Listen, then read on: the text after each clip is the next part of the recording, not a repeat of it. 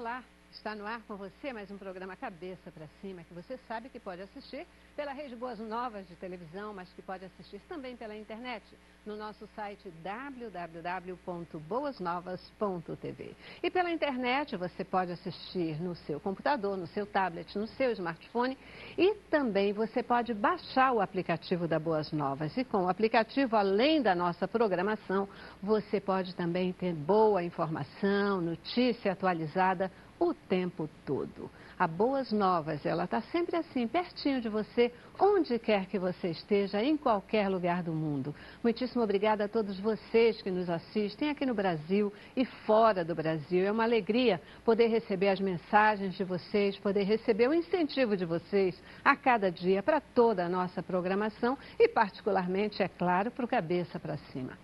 É bom saber que a gente está tocando o seu coração, é bom saber que a gente está podendo corresponder à sua expectativa com relação aos temas que debatemos aqui. E aí, a nossa lembrança de que se você quiser que a gente debata algum tema, que a gente comente sobre algum tema do seu interesse, pode mandar e a gente vai se preparar, vai buscar especialistas e vai ajudar você sim na reflexão que você estiver querendo fazer. Porque aqui é assim, a gente quer ver você sempre de cabeça para cima.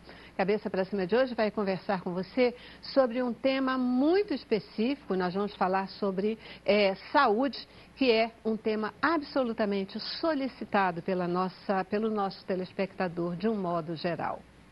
A doença de Parkinson, também conhecida, mais popularmente conhecida, na verdade, como mal de Parkinson, é uma doença neurológica e é das mais comuns nos nossos dias. Às vezes a gente não tem noção disso, do quanto ela é comum, mas é uma das mais comuns nos nossos dias. Ela se caracteriza por um conjunto de sintomas que, na verdade, afetam os movimentos e podem afetar também a fala e a escrita. E aí a gente se pergunta, como é que surge essa doença? O que provoca essa doença? Como é o tratamento adequado para ela? Será que é possível prevenir, evitar que ela chegue, que ela aconteça no nosso organismo? E talvez a pergunta que não quer calar sempre, tem cura? Essas e outras questões nós vamos saber no Cabeça para Cima de hoje, falando sobre a doença de Parkinson. Vamos para o nosso informativo, desculpem, e já um time super especial para debater conosco. A doença de Parkinson é uma doença degenerativa neurológica que pode causar tremores e lentidão. Dados da Organização Mundial da Saúde mostram que aproximadamente 1% da população mundial com idade superior a 65 anos tem a doença. Somente no Brasil, estima-se que cerca de 200 mil pessoas sofram com o problema. A doença de Parkinson é uma das doenças neurológicas mais comuns e intrigantes dos dias de hoje. Tem distribuição universal e atinge todos os grupos étnicos e classes socioeconômicas. Estima-se uma prevalência de 100 a 200 casos por 100 mil habitantes. Fatores genéticos também devem ser considerados, principalmente em casos precoces antes dos 50 anos, que são mais raros. Ainda não se conhece com exatidão a causa do mal de Parkinson. A cura ainda não foi alcançada, mas há estudos em nível experimental sobre o tratamento com células-tronco e, ultimamente, houve avanços significativos no tratamento de alguns dos sintomas mais importantes, que são o tremor e a rigidez. É isso aí, vamos falar sobre a doença de Parkinson, Como vocês já viram, uma doença que tem afetado de forma significativa a população. Às vezes a gente não tem muita noção de como lidar com ela, mas acaba sendo uma doença incômoda, porque ela afeta os movimentos e afeta até a nossa psique de verdade, trazendo algumas vezes problemas psicológicos. E a gente vai falar sobre isso. Mas para nos ajudar a entender essa doença e como lidar com ela, eu recebo aqui no estúdio hoje Ana Rosso, ela que é médica neurologista, também responsável pelo setor de distúrbios do movimento do Hospital Universitário Clementino Fraga Filho, no Fundão, aqui na UFRJ, no Rio de Janeiro. Muitíssimo obrigada por estar aqui com a gente, querida. Eu que agradeço. Também conosco a Vera Brito, que é professora universitária e coordenadora do curso de graduação de graduação de fisioterapia da UFRJ. Ela também é mestre em ciências da saúde e é responsável pelo ambulatório de fisioterapia na doença de Parkinson, no Instituto de Neurologia Deolindo Couto. Muitíssimo obrigada por estar aqui com a gente. Eu que agradeço. Isso aí. E completa o nosso time o José Carlos Fagundes, ele que é psicólogo clínico, pós-graduado em terapia de família e também é mestrando em psicologia, professor no Seminário Teológico Missionário do Rio de Janeiro. Também muitíssimo obrigada por dedicar tempo, estar aqui com a gente no Cabeça para Cima. Obrigado pelo convite. Isso aí. Pois é, né, gente? Vamos falar sobre a doença de Parkinson. Vocês já estavam falando no início, politicamente incorreto a gente chamar mal de Parkinson, mas é como todo mundo fala, né? Não é que seja politicamente, é uma tradução do francês, né? Uhum. Que o francês chama a doença de maladie. Então a gente traduziu literalmente para mal de Parkinson. Mas você conversar com o paciente e dizer, o senhor tem um mal de Parkinson, não cai muito bem para a relação médico-paciente, né? Doença também não é uma boa, mas é o que a gente trata, né? Então, eu acho que ainda se usa, algumas pessoas falam, mas eu acho que é melhor falar doença de Parkinson. Perfeito. E também é assim que a gente vai mudando a forma das pessoas falarem, né? Você diz, não é doença, é mal. Ou não é mal, é doença, né? E isso vai transformando mesmo. E a gente vai chegando aí na linguagem correta, na indicação correta para falar sobre esse problema. Mas doença de Parkinson, a gente está vendo aí isso mesmo, uma das doenças mais comuns, doenças neurológicas mais comuns. É isso mesmo? Doença neurológica é das mais comuns, mas a epilepsia, a cefaleia também são comuns. Ela é a segunda causa mais comum de doença degenerativa. A primeira é o Alzheimer, a doença de Alzheimer. A segunda é a doença de Parkinson, mais comum. Degenerativa, mas a epilepsia e a cefaleia são mais comuns do que essas duas. Entendo. E o que é exatamente essa doença? Como é que a gente pode... O que é? Falou.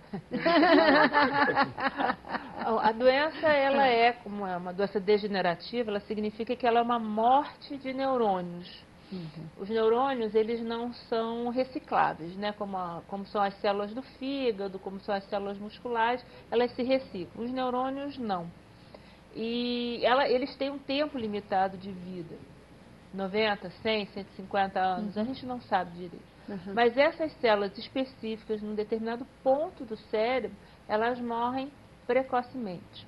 E deixam de fabricar uma determinada substância, chamada dopamina. E é essa substância que vai causar parte dos sintomas da doença de Parkinson, principalmente os sintomas motores, como o tremor, a lentidão de movimento, a rigidez nesses movimentos. E a gente estava falando, né, é uma doença que ela, além de afetar os movimentos, ela pode afetar a fala, pode afetar a escrita também. É isso mesmo? Isso faz parte dos movimentos. A fala tudo que é muscular vai ser afetado, tudo vai ficar mais lento. Por exemplo, a face é uma coisa que chama atenção. A pessoa fica sem expressão facial, porque quando a gente fala, a gente mexe sobrancelha, fecha o olho, faz bico, sorri. Isso é uma mímica facial que a gente tem e é um movimento involuntário. A voz também é um movimento motor, né? Então, tudo vai ficando mais lento. Então, a voz, ela vai ficando mais... Você não perde a voz, mas ela vai ficando mais baixinha, né? Vai ficando difícil sem tom, sem modulação. Ela fica uma coisa mais achatada, como se a pessoa... Ela lembra até um paciente deprimido, né? Um paciente parado, que não fala muito. Mas por isso, porque é movimento também. É a lentidão de qualquer tipo de movimento. Pisca pouco, né? Então isso tudo, a escrita, dificuldade de escrita, porque principalmente a lentidão, ela é interessante porque ela não é qualquer lentidão, ela é uma lentidão. Você começa bem e vai diminuindo a amplitude do movimento, você vai ficando cada vez mais lento, então a escrita ela passa por isso também. A marcha, a mesma coisa, é por isso. E não só essa parte da fala também, pegando também um pouco da fonoaudiologia, é a dificuldade que o paciente também pode ter de deglutir. Então ele fica, né, quando vai progredindo a doença, ele pode também ter a dificuldade para deglutir. Motoramente, a gente pode dizer que atrapalha muito a ele nas atividades, né, do dia a dia, porque a própria lentidão do movimento, né, que é a bradicinesia, que a gente chama, muitas das vezes, para um outro que está aguardando o movimento para que ele faça, por exemplo, ele vai sair, ele tem que ir para a fisioterapia, ele vai demorar um tempo maior para se arrumar. Então, às vezes, isso para a família, né, entrando um pouco da área da família, quer que o paciente faça rápido, estamos atrasados e, na verdade, ele tem o tempo dele e ele tem que ter o tempo dele por causa da lentidão do movimento. Então, se tem um compromisso naquela hora, já sabe que vai ter que acordar mais cedo para poder dar o tempo dele. Muitas das vezes as pessoas atropelam o paciente, porque fazem os movimentos para ele. Então, vai precisar calçar o tênis, trocar a roupa, né? Uma coisa é você separar a roupa do paciente, outra coisa é você ajudar a ele a se vestir. Então, assim, não só essa questão, mas várias outras questões do equilíbrio, que também dá instabilidade postural. E aí o paciente fica com dificuldade, né, até mesmo ambiental, de estar dentro de um shopping, e ele fica um pouco perdido com a situação de shopping cheio, né, as pessoas virem à frente dele. Às vezes ele tem o congelamento, que é um fato que também acontece. Festinar, ter aqueles passos curtinhos para poder iniciar a marcha. Então, qualquer algo externo, de ambiente, também influencia nesse paciente, porque faz dele, às vezes, não querer sair de casa. A casa é um ambiente em que ele está seguro, né? Ele sabe onde estão os móveis, né? Ele sabe andar pela casa, no sentido de espaço. Então, por muitas das vezes, faz com que ele tenha dificuldade para sair de casa também. Tanta importância da família aí, né? No acolhimento, na atenção no momento que essa doença surge, ela é fundamental, porque por si só, pelo que vocês já descreveram, o impacto psicológico, ele é enorme numa pessoa que tem esse tipo de problema. Com certeza. Primeiro, o impacto de receber o diagnóstico, né? O paciente. E que ele vai pensar ao receber essa notícia. Ele vai pensar, geralmente, nas incapacitações que essa doença vai trazer para ele. Nós falamos aqui de uma série de limitações em termos de movimento, mas essas limitações também acontecem a nível do raciocínio, da parte cognitiva, e também a depressão, que a redução da dopamina no sistema nervoso também proporciona a chegada da depressão nesse quadro clínico. Então, a família também é afetada com esse diagnóstico, porque tem que pensar toda a adaptação que eles vão ter que passar para cuidar desse paciente. E aí gera muita ansiedade. Ainda há pouco ela estava falando aqui sobre a questão de querer fazer as coisas para o paciente. Isso tudo tem a ver com ansiedade. Que nós temos um ritmo, o paciente que tem a doença de Parkinson tem outro ritmo. Verdade. Então, aquela ansiedade de querer resolver o problema ou fazer para ele, vai trazer também outras complicações nessa relação entre eles, né? E esse entendimento é importante, né? Porque às vezes a gente quer fazer no sentido de achar que está ajudando, de achar que está colaborando, isso mas na aumenta verdade... a dependência. Exatamente, mas não está colaborando. Exatamente. Aumenta a dependência ou aumenta o sentimento de incapacidade dessa pessoa, né? Às vezes ela nem vai falar, mas ela pode ficar mais irritada, mais triste consigo mesma de não poder corresponder àquela expectativa da família, né, de que antes correspondia. Então, esse também é um lado que a família precisa efetivamente ser trabalhada para poder ajudar e conviver com essa questão. Eu já preciso fazer o nosso primeiro intervalo, aquelas paradinhas que a gente tem que dar de vez em quando. A gente vai para o intervalo e eu volto com vocês. Eu queria que a gente pudesse falar um pouquinho como é que a gente pode, primeiro, o que causa o Parkinson, né? O que causa essa morte desses neurônios? Por que a gente chama essa doença de síndrome né? É uma síndrome. Por que a gente chama isso de síndrome? O que é uma síndrome, na verdade? E como é que a gente pode perceber que o Parkinson está chegando?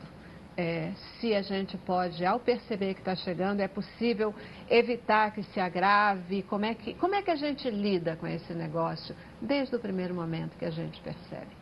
Tá? Vou para o intervalo, mas volto já já.